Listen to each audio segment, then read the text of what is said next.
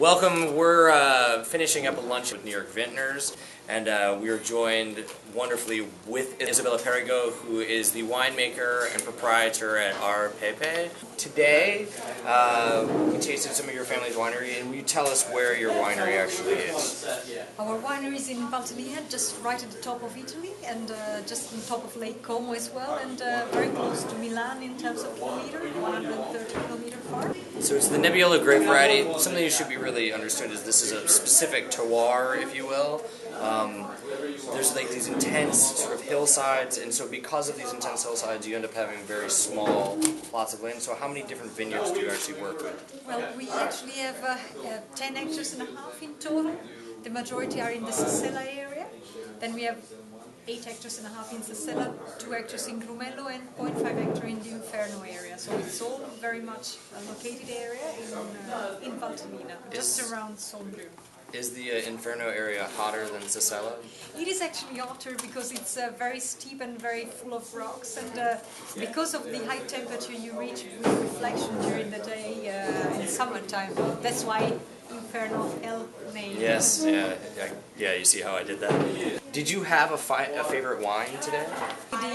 The eldest vintage, we think, normally is just the most expressive, because it's really what we like to do most, because comes out more the personality of Valtellina through those special old vintages. Do you have a vintage that's most meaningful for you?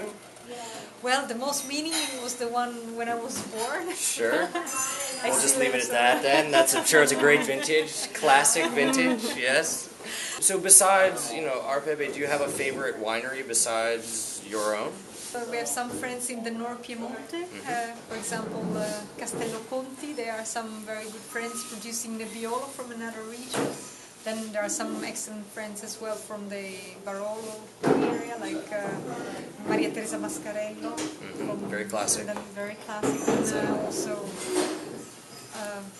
Roberto Conterno, so for Giacomo Conterno. Then we also Cappellano, Augusto Cappellano. That we love Nebbiolo in general. And, I want to sort of interject one thing about this is basically Isabella mentioned some of the most famous winemakers in all of Piedmont, right? And with those sort of fame, the wines become expensive. It's just inevitable. Isabella's winery produces about 50,000 bottles in a good year total. And so here you have the same grape variety expressed in a different way, and in my opinion, a slightly more elegant way, and something that is in fact like truly a finished product for a minutia of what the price is inside of the Barolo region of Piedmont. And so if you haven't tried these wines, you need to very shortly. And then from that, if you could drink a bottle of wine with anyone, who would it be? Either dead or alive, I suppose. It's tough. It's very tough. Well, with some philosopher maybe. Okay. And then what's your favorite bottle of wine that you've drank on your own? I'm very fond of some very old Riesling, for example. Me too. Okay.